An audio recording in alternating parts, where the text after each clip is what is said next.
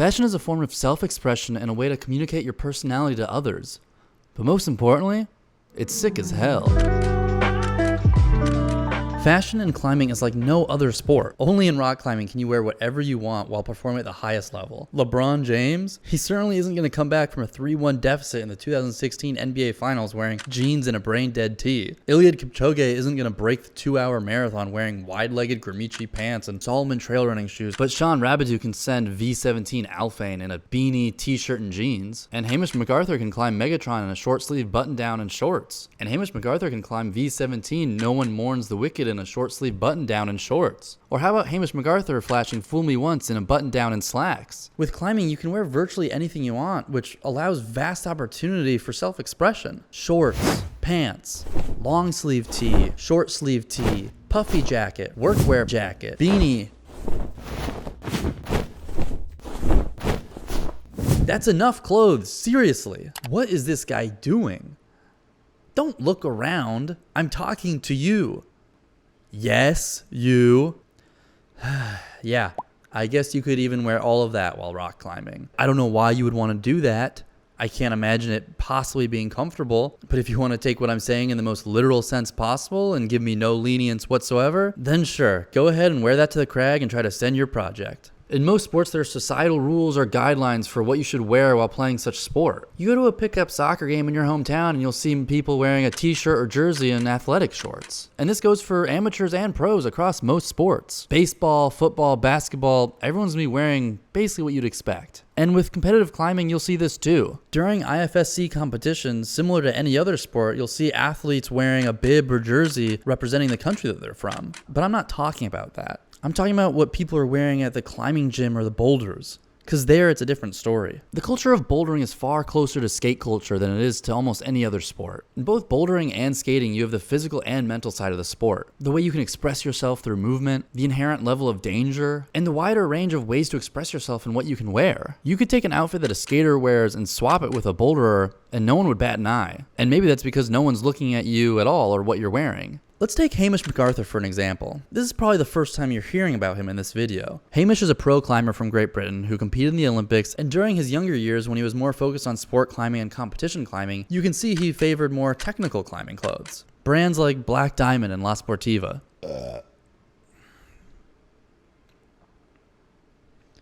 But in the last few years, as he's put more focus on bouldering outdoors, his fashion has matched that. We can see this in his recent scents of Megatron and No One Mourns the Wicked, a V17 he climbed in only 3 hours, which is absolutely unheard of. In the time it took me to make a burrito, eat it, digest it, and then watch YouTube videos for 2 hours, Hamish climbed one of the hardest boulders in the world. Hamish is a pro athlete and Olympian, and like many other pro athletes, that comes with sponsorships. At the time of this video, he's sponsored by Arc'teryx, La Sportiva, and Vibram. And yet here he is in Squamish, Canada, one of the great bouldering destinations of the world. He's not wearing free clothing he got from his sponsors. Instead, he's approaching a boulder wearing a sweater and slacks. Hamish is dressed up like a little British schoolboy who was just dropped off by his mum. Little does his mum know, Hamish is about to send every project you've ever dreamt of. Hamish, like many climbers, choose to push themselves bouldering, not wearing traditional sports attire or clothes that they'd get free from their sponsors, but instead choose to express themselves in one of the only ways you can while climbing, with what you wear. In most popular sports, shoes are the main way people express themselves. Basketball players have hundreds, if not thousands, of options with different colors and style ways to choose from. But climbing is still a relatively small sport and doesn't have the resources to create such a plethora of options. The shoes are specialized for a specific type of climbing, not to look cool. There's usually only one colorway per shoe, maybe 2 if they have a low volume version. And so climbers are forced to use fashion to express themselves. And in the end, that allows for far greater variety than shoes could ever produce. And I think something that plays into this is when these pro athletes are breaking through to the next levels of this sport, it's on camera through photos or video. With said videos being the only proof that a pro climber has achieved this next milestone, it makes sense that while they're doing it,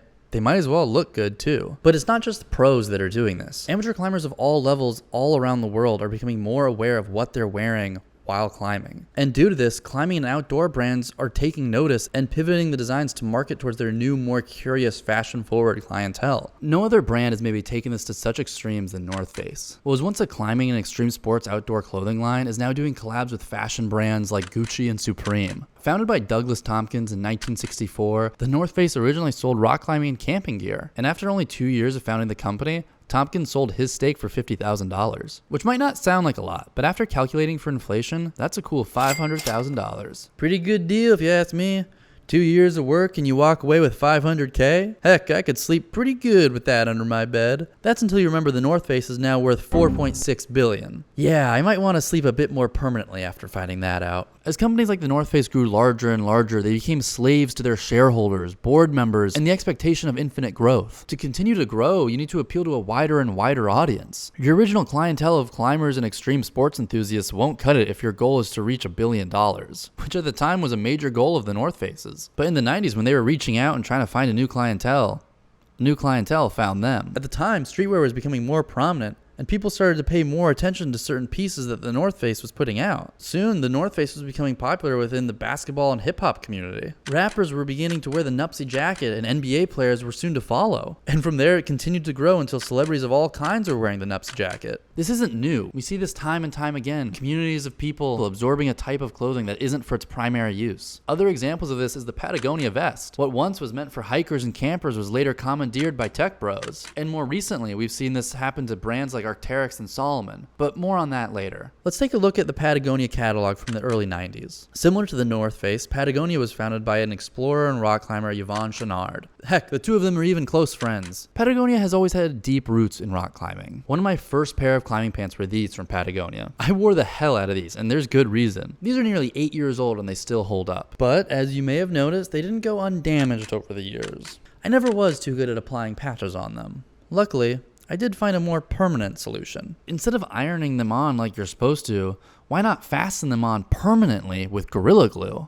Those Gorilla Glue stains sure add the perfect amount of charm to those bad boys, don't they? Yeah, that definitely was a smart decision I made. But taking a look at this early Patagonia catalog, we can see the innate style fuming from the pages. Take a look at the double front pocket SST jacket or the Ultra Rain pullover. These don't just feel like products of the time. If I saw them in a store or someone wearing them at the Crag today, I wouldn't assume they were made nearly 30 years ago. And although Patagonia feels like it's kept its roots since the conception of the brand with its fun patterns and bright colors, the North Face has done the opposite, often adjusting and pivoting to the trends of the time. We've already seen this based on their collabs with other trending brands, but it's even more clear when we look at their catalog from the same time. Compared to Patagonia's, theirs comes off as stale and soulless. These pieces of clothing feel etched in their time of creation and feel more closely to brands like J. Crew or LL Bean, not an extreme sports clothing brand. Comparing these two catalogs to one another, we can see the split early on. The North Face's continued effort to broaden its customer base outside of just extreme sports enthusiasts, while Patagonia stayed strong to its original mission of creating high-quality gear to those pushing the limits of the outdoors. In the North Face catalog, the imagery is of suburban living folk posing in nature, enjoying the sun or standing near a snowy cabin. These images give off tourist vibes from people who are only outdoors for the weekend. While in Patagonia's catalog, we see images of people experiencing the great outdoors, trekking through rivers, hiking in the snow, sanding oars. These are people who live in the outdoors. And although it seems the North Face has become deliberate in their choice to become more mainstream and no longer hyper-focused on their extreme sport clientele, other companies have unintentionally been forced into the mainstream. Good examples of this are Arc'teryx and Salomon. In the last few years, their products have become a staple in the rising streetwear and gorpcore trends. What is gorpcore, you ask? Gorpcore is clothing designed for outdoor activities worn as everyday streetwear.